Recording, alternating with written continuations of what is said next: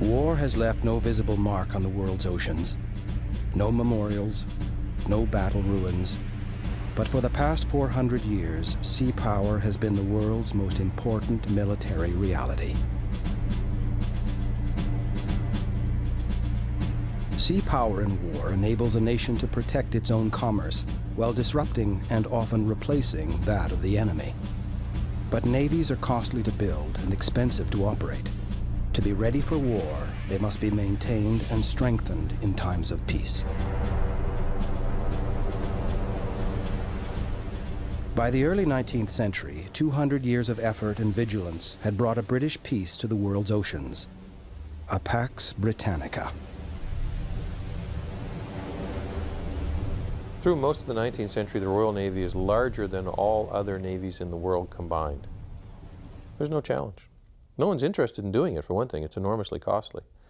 And when the British opt for free trade and open their ports to the countries of the world and start publishing the Admiralty's maps and basically trying to make the world safe for everyone shipping, the requirement for having navies in many cases simply disappears. The British are doing the world's policing. And they've opened the world up for free trade, and they're the biggest economy, and why would you want to take them on? How could you take them on?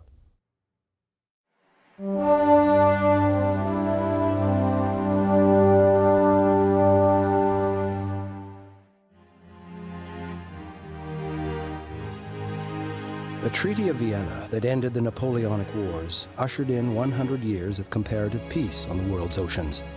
It was, for Britain, an extremely profitable peace that also involved a global commitment that assured every nation freedom of the seas, unless and until they had the misfortune to go to war with Great Britain.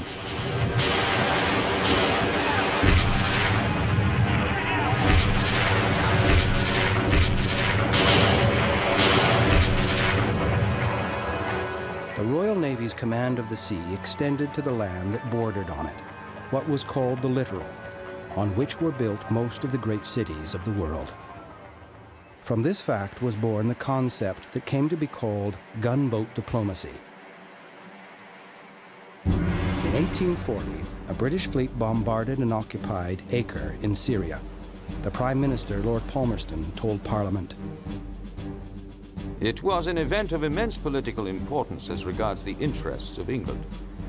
Every country that has towns within cannon shot of deep water will remember the operations of the British fleet on the coast of Syria in 1840, whenever such country has any difference with us."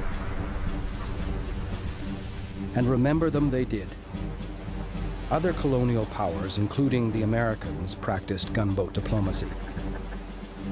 For the British, it was vital to the maintenance of their empire. It's an instrument of government policy. It reaches out to the farthest points of a rapidly developing empire. And of course, the Navy is the fingertips, if you like, of British diplomacy. And from that, trade and prosperity inevitably come.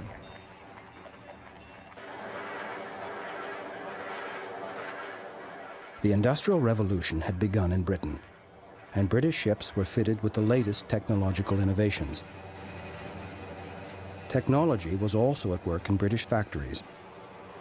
making inexpensive, mass-produced goods which the merchant navy carried to the four corners of the earth.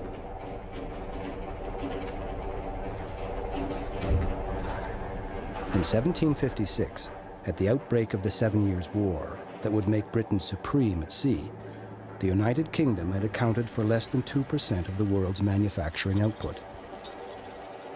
By 1830, this had grown to 9.5%, and by 1860, 20%, compared to 7% for the US, 5% for Germany, and 8% for France.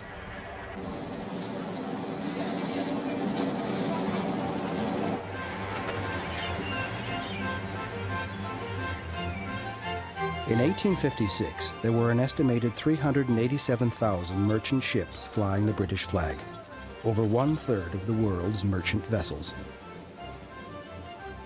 In 1865, British economist William Jevons described what it was like to be the trading center of the universe. The plains of North America and Russia are our cornfields. Chicago and Odessa are granaries. Canada and the Baltic are our timber forests. Australasia contains our sheep farms. And Argentina, and on the western prairies of North America, are our herds of oxen. Peru sends her silver, and the gold of South Africa and Australia flows to London. The Hindus and the Chinese grow tea for us. And our sugar, coffee, and spice plantations are all in the Indies. Spain and France are our vineyards, and the Mediterranean our fruit garden. And our cotton grounds, which for long have occupied the southern United States, are now being extended everywhere in the warm regions of the earth. William Jevons.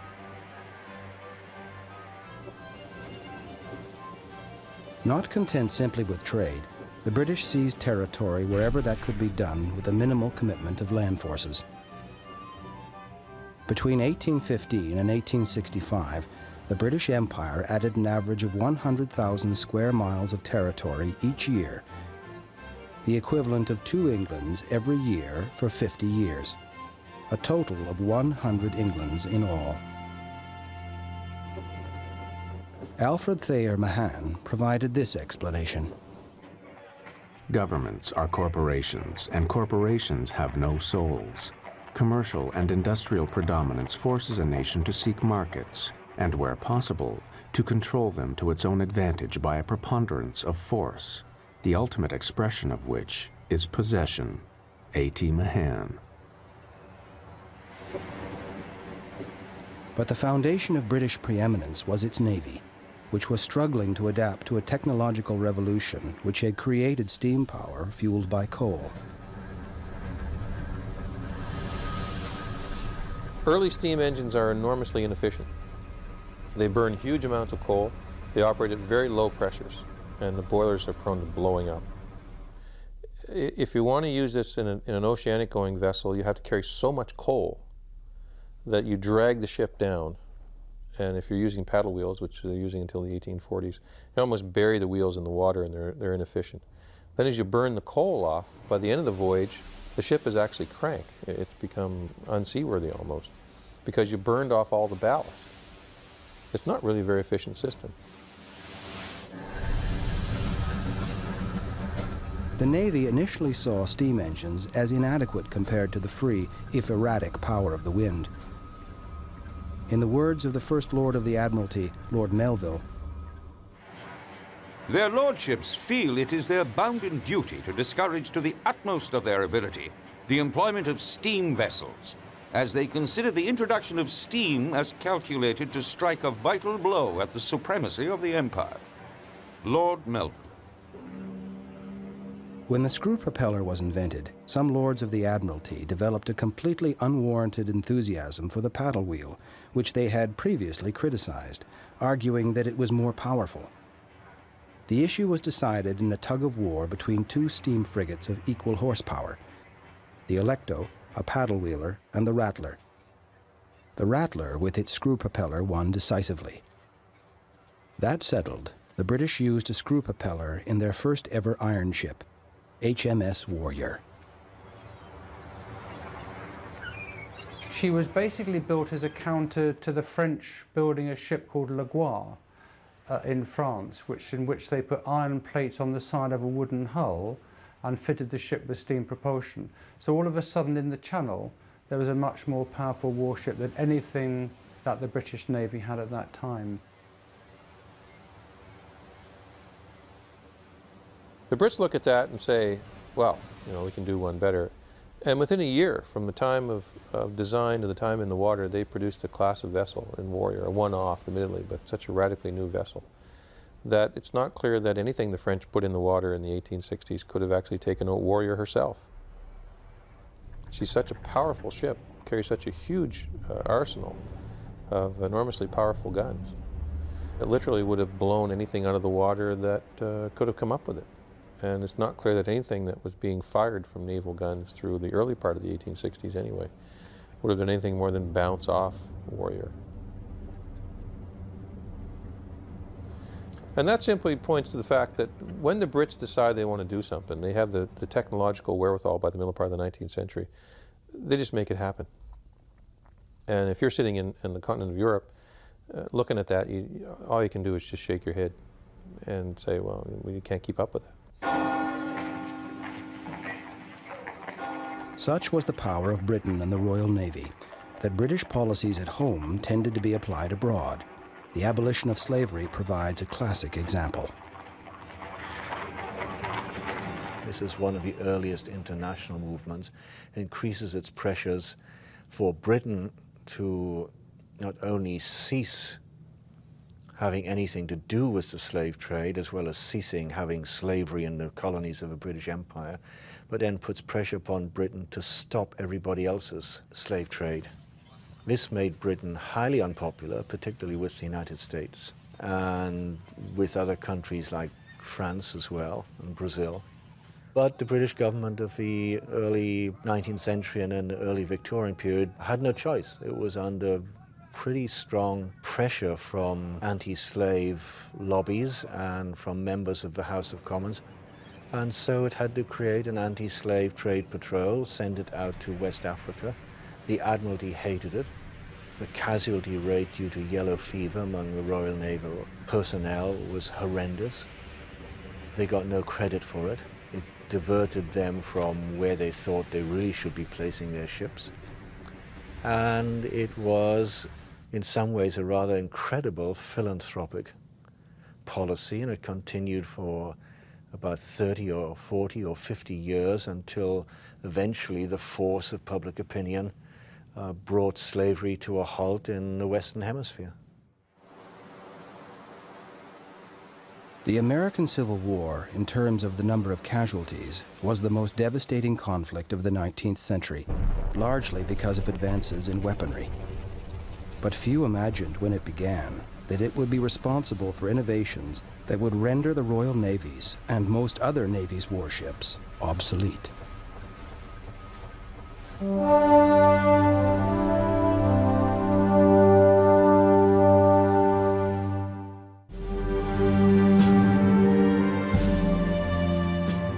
Just 7 days after the Civil War began in 1861, President Abraham Lincoln declared a blockade of the Confederacy. His intention was to stop the export of cotton and the importation of guns and munitions. The blockade was effective, reducing Southern marine trade to 1/3 of its pre-war volume, at a time when the South's need for imported raw material had increased because of the war. At Hampton Roads, Virginia, the Federal Navy kept a number of wooden frigates to blockade both Richmond and Newport. Across the river, the Confederates took over the Norfolk Naval Base, which included the burnt-out hull of the USS Merrimack. Confederates who took over the yard raised what was left of it, patched it up, fixed up the engines as best they could, cut down the top hamper, and rebuilt the superstructure entirely into kind of a casemated fort on top of a ship's hull. One witness described it as a floating mansard roof with guns peeking out the windows. It had angled walls set at just the precise angle, tested by experimentation, at which cannonballs would be deflected. On her maiden voyage, the steam-driven ironclad, now called the CSS Virginia, under Captain Franklin Buchanan, moved down the Elizabeth River and attacked the USS warship Cumberland. The Virginia official designation was that it was a ram. That is to say, its primary weapon was considered not its guns, of which it had 10, but rather the iron prow at its bow. And so what Buchanan did was aim his ship at this anchored wooden vessel and just steam straight toward it like some kind of medieval jouster. Buchanan drove his prow deep within the ship, which began immediately taking on water, and down it went. 121 men went down with the Cumberland. Another threat loomed from the Union warship USS Congress. Congress couldn't be rammed, not only because Buchanan had now lost his ram, but because it had run into shallow water. So what Buchanan had to do was stand off and simply use his heavy guns to pound the Congress into submission, which he did by the end of the day. So that on this one day, one ironclad vessel, utterly destroyed entirely, 2 main Union ships. That very night, a northern ironclad arrived to do battle with the Virginia, the USS Monitor. Rushed to completion in only 100 days, the brainchild of the designer John Erickson, the Monitor, with only 2 guns to confront the Virginia's 10, nevertheless was nimble enough to keep the Virginia from going after the other wooden ships. They fought an extended duel that lasted throughout the day and ended effectively in a draw. They did not fight again, and the Federal blockade was preserved. But these 2 days at Hampton Roads marked the death knell of the wooden fighting ship. The Times of London commented, Whereas we had available for immediate purposes 149 first-class warships, we now have 2. These 2 being the Warrior and her sister ship Ironsides. There is not now a ship in the English Navy, apart from these 2, that it would not be madness to trust to an engagement with that little Monitor. London Times.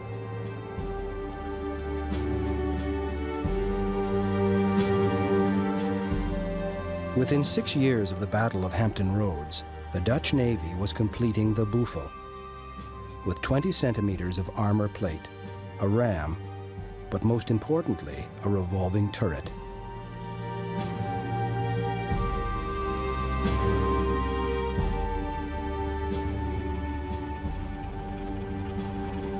New iron and steel manufacturing methods turned the naval cannon back toward its roots as a breech-loading weapon. Projectiles fit more snugly into these new guns, and fusing methods were improved. Explosive shells gradually replaced solid shot, creating a much more devastating weapon. The final development added spiral grooves within the barrel, causing the shell to rotate, stabilizing its flight and giving it much greater range and accuracy. The principle had been around for years and had been applied to small arms, but never to large guns.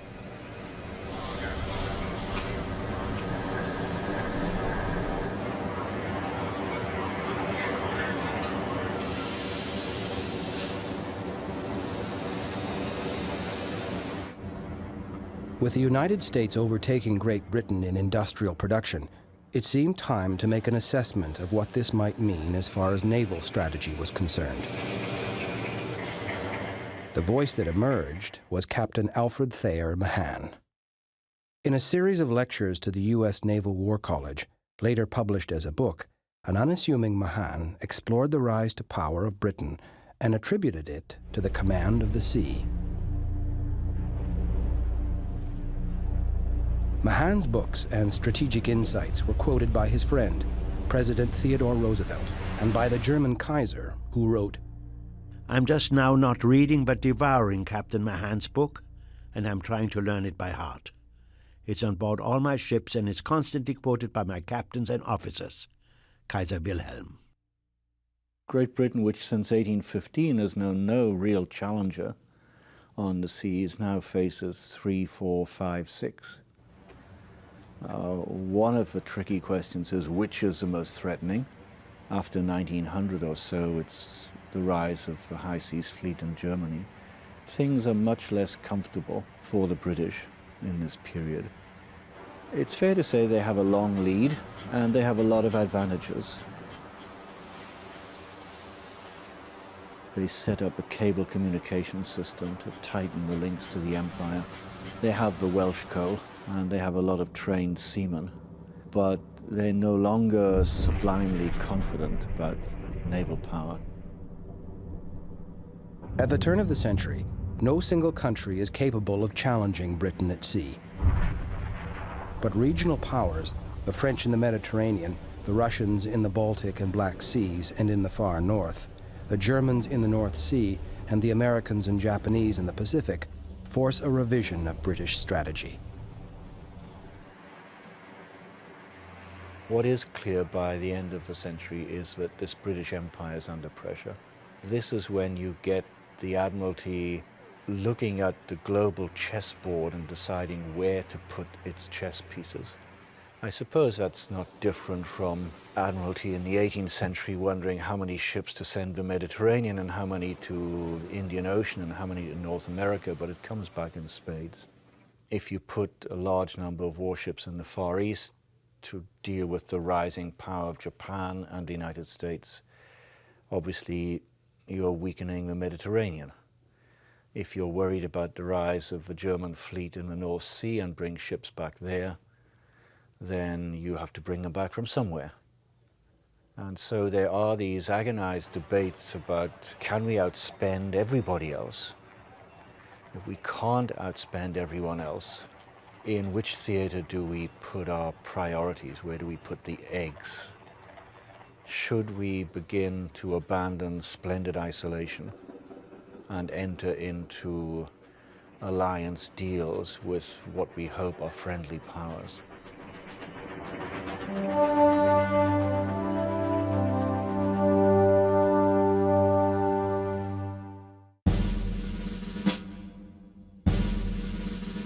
The Spanish-American War, which grew out of an insurrection in Cuba that the American press fanned into a declaration of war, confirmed the importance of sea power. It also, for the first time, gave the United States territory beyond its continental borders. In the decade before the Spanish-American War, Americans studying at the Naval War College in Newport had learned from the writings of Alfred Thayer Mahan that the way you win a war is to destroy the enemy's main battle fleet. After that, you command the seas and can do what you will. After successful revolts in South and Central America, the Spanish Empire was a shadow of what it once had been. But it still had territory in the Caribbean and in the Philippines. The Spanish, as it turns out, had two battle fleets, one in the Atlantic and one in the Pacific. So among the first orders that went out after the declaration of war was for the American squadron at Hong Kong to go to the Philippine Islands and to attack the Spanish Asiatic fleet and destroy it. Not because we had any ostensible ambitions in the Pacific.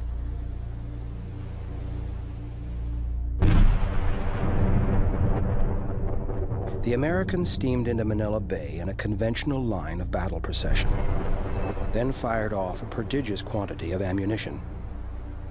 Only 141 of the 5,859 shots fired hit the Spanish ships at anchor. Even so, it was enough to destroy the smaller, older Spanish force. So the accuracy was very poor, but the American ships were newer. They were better armed. They had rifled guns with better shells. The Spanish ships were older, they had less armor, they were unprotected, and it really was a mismatch from the beginning. As a direct result of the victories achieved at Manila and later at Santiago, Cuba, the Americans occupied and kept Puerto Rico, Guam, and the Philippines.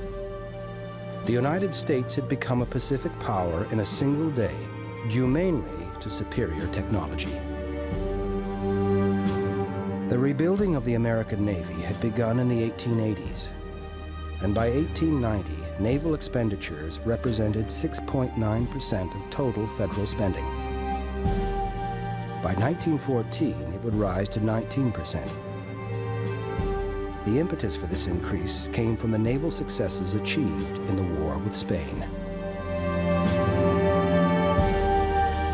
Technology had transformed the Pacific from a naval backwater to center stage, thrusting the U.S. into the Pacific and encouraging the Japanese to establish their naval presence.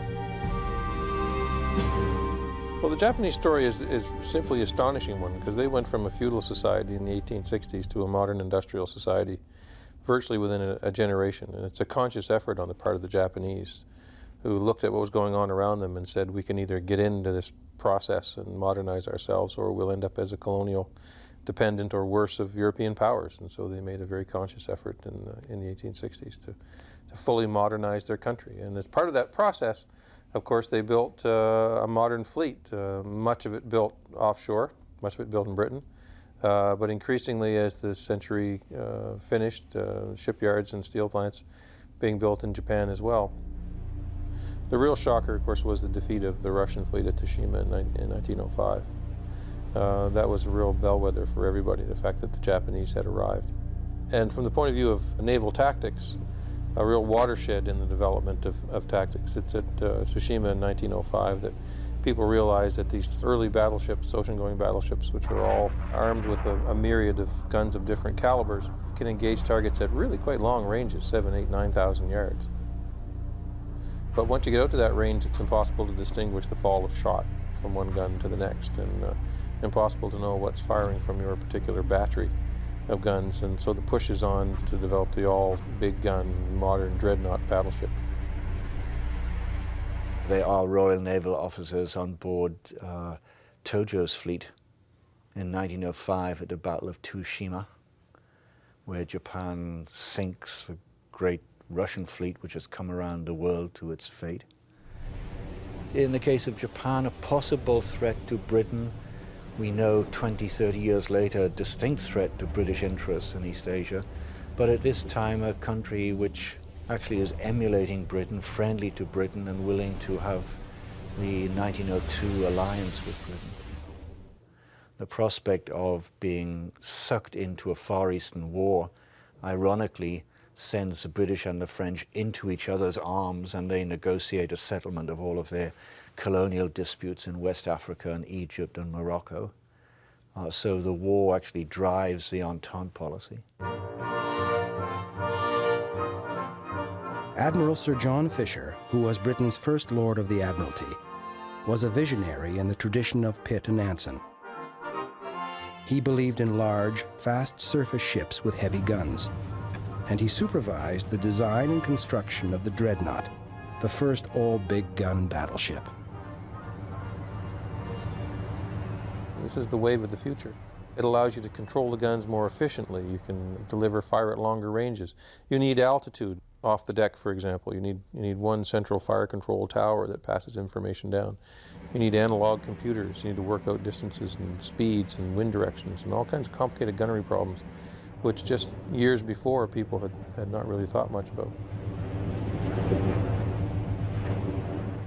Battleship design, of course, had been in continual evolution and rapid evolution since the launching of the Warrior in 1860. At a stroke, when HMS Dreadnought is introduced in 1905, the naval scene changes, quite simply because this is a battleship of such superiority over anything that's been built up to that date, is that effectively she makes what has gone before largely irrelevant.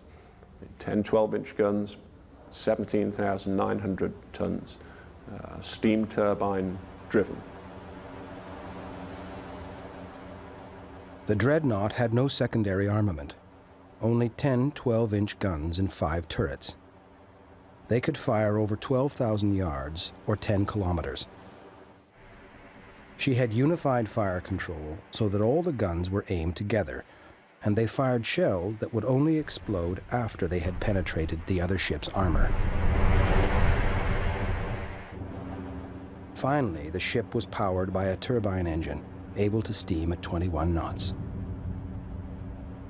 It means that not only has everybody else's battleship been declared effectively obsolete, but it means that everything in the Royal Navy that went before the Dreadnought is also obsolete. So in a sense, you're making a clean start, but you're putting yourself back at everybody else's level as well. Since the Dreadnought made all other battleships obsolete, an arms race to build new battleships began. This time with Germany as Britain's chief rival. The Kaiser had appointed Admiral Tirpitz as his Secretary of the Navy to create a German navy formidable enough to deter the Royal Navy from risking an all-out battle. In 1899, the great powers held a conference at The Hague in Holland. The German naval delegate, Captain Seigel, provided this concise summary of the principles of British sea power. 1. England holds the fixed conviction that her position in the world, her power and prosperity depend on the fleet. 2.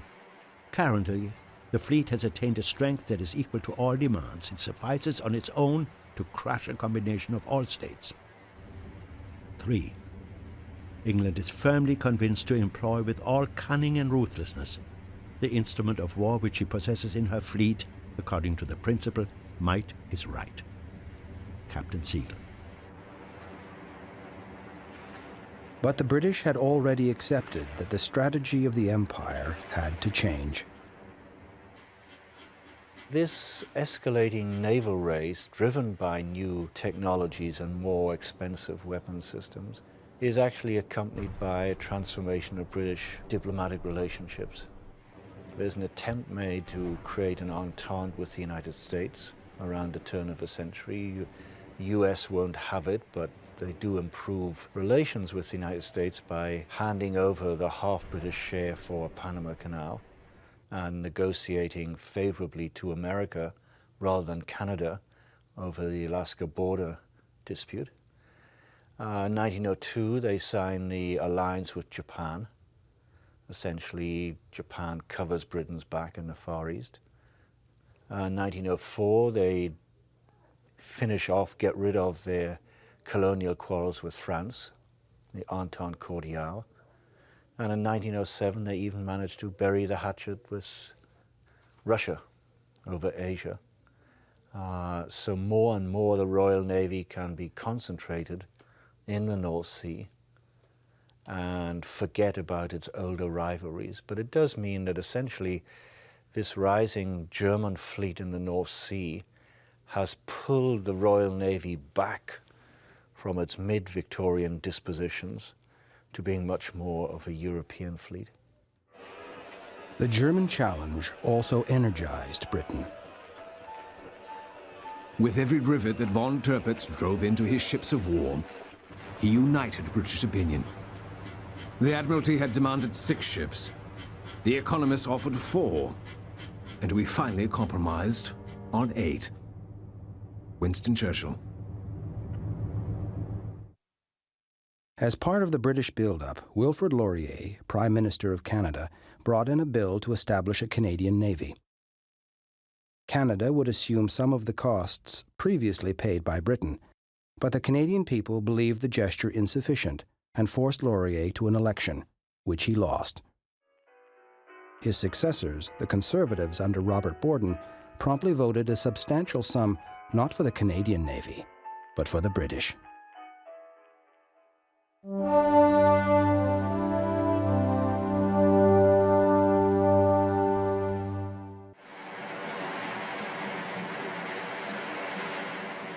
When, with the threat of war, it became necessary to pick and choose between priorities, Admiral Fisher proved to be as decisive as he'd been when he converted the British Navy to the Dreadnought, making much of their fleet obsolete. Clearly his reforms in bringing the fleet home in the first decade of the 20th century were important and needed. The rise of the German fleet had to be countered. So it's Fisher who, if you like, reorients the Royal Navy for the great world wars of the 20th century. It's Fisher who moves them north to Scapa Flow and Rosyth and the northern fleet anchorages. It's Fisher who basically positions the home fleet to deal with the major threat from Germany in the 20th century. Fisher is the guy who finally bites the bullet and says, we have to do this. At the beginning of World War I, the British decided to deny the oceans of the world to the German Navy, German commercial shipping, and to neutrals attempting to trade with Germany. A complete blockade was instituted.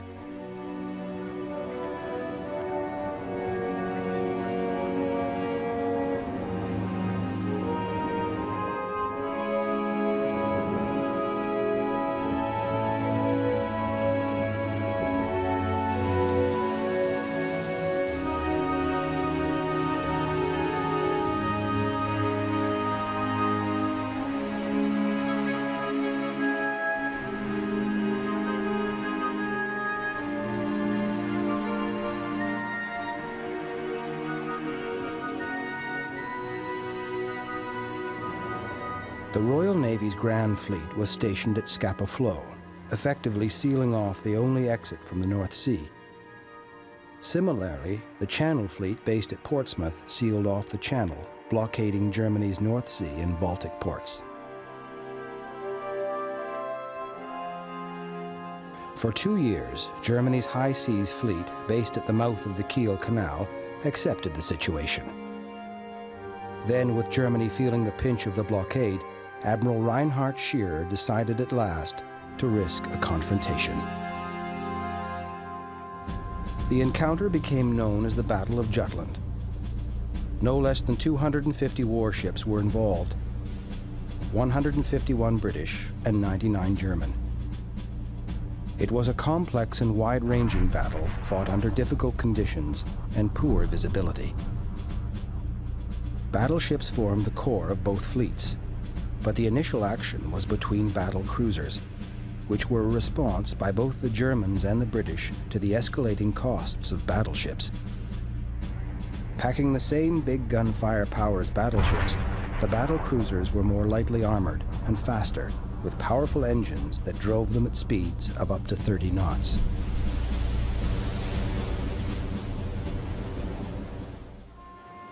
Both sides had similar battle plans based upon entrapment. The Germans sought to destroy the British battlecruiser squadron, the British to smash the German High Seas Fleet.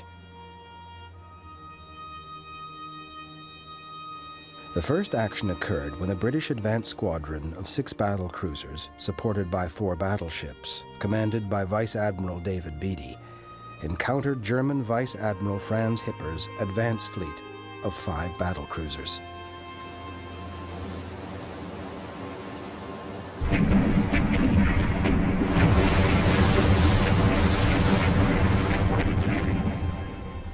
Beatty gave chase southwards, Hipper luring him towards the main line of the German fleet.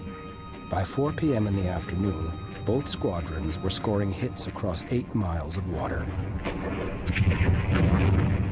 Suddenly, the British battlecruiser Indefatigable blew up and sank with a loss of almost all her crew of 900 men.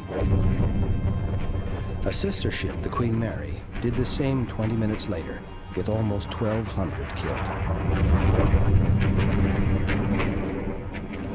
The lightly armored battlecruisers were proving to be more vulnerable than had been originally thought.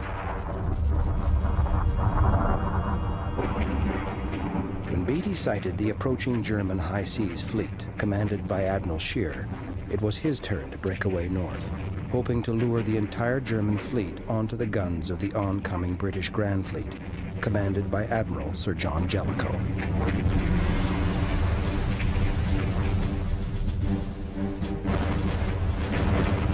At Trafalgar, Nelson's approach had been made at a walking pace, in full sight of the enemy. At Jutland, Jellicoe and Scheer raced toward each other at a combined speed of 40 knots, or 50 miles per hour, with neither completely sure of the composition of the other's forces. Scheer was in line astern when he encountered the vast array of the British main fleet at 6 p.m. The British were in an ideal position to cross his path with every battleship able to fire onto the German fleet.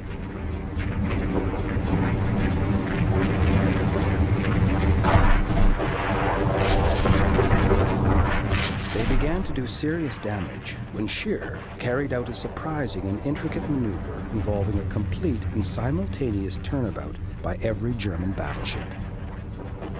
Contact between the main fleets was broken off, and Scheer had avoided disaster. As it grew dark, the opposing fleets blundered into each other again. Finally, in the early hours of June 1st, the Germans escaped to their home base. The strategic importance of Jutland is, it really lies in what might have happened. You'll remember that Churchill said of Jellicoe that he was the only man who could have lost the First World War in an afternoon. That the defeat at Jutland, the end of British naval supremacy at that point in the war, would have laid the whole of Great Britain open, A, to invasion, and of course to the sea lines of communication upon which Britain depended being cut. Jellicoe returned to port and informed the Admiralty that his warships were ready to steam again at 4 hours' notice. The signal writes the strategic verdict on Jutland. Britain's navy remained fit for action. Germany's did not. Who won Jutland? At all levels, it's a British victory. If you look at Jutland from the point of view of simply a sporting match, who scored the most goals, then the Germans can trumpet victory, right? I mean, they did that for a long time. Because more British ships are sunk, more British lives are lost than is the case on the German side. But if you look at it in any other way, if you look at who runs away repeatedly, who abandons the ground at the end of the battle, and who's left in command of the North Sea, there's absolutely no question.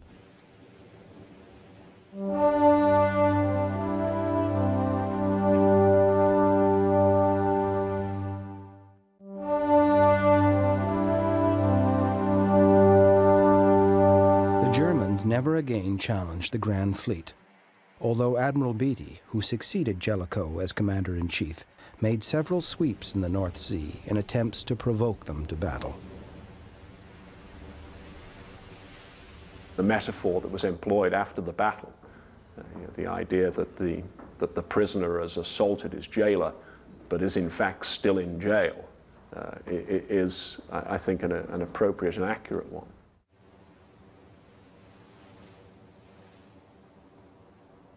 The blockade continued as effective as before. Subsequent estimates of the cause of the German defeat in World War I credit the results of the blockade with having played a greater role in the Allied victory than the land war in France, for much less cost.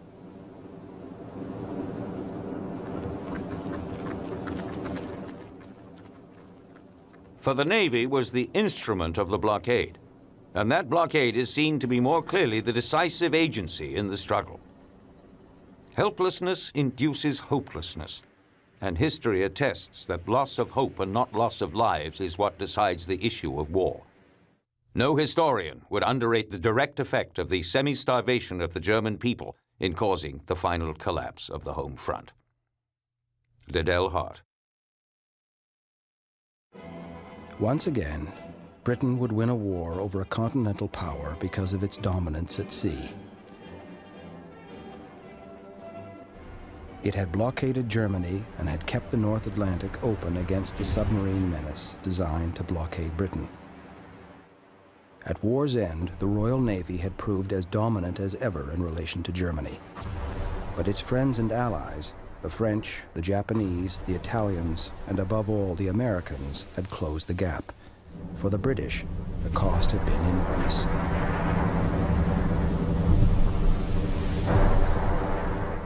It ends the First World War as a victor nation. It's on the right side.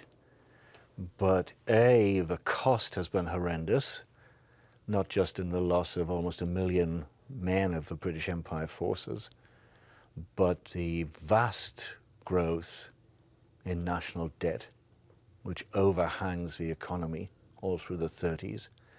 And more to the point, as those 18th century conflicts had tended to benefit Britain and the center of finance had moved from Amsterdam to London, in the First World War, the center of finance moves from London to New York, and Great Britain becomes the world's greatest debtor nation.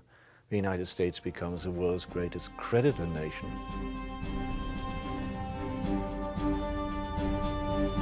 While Britain had triumphed because of her control of the great commons of the sea, that dominance was less sure and had attracted more formidable competitors than at any time in the previous 300 years.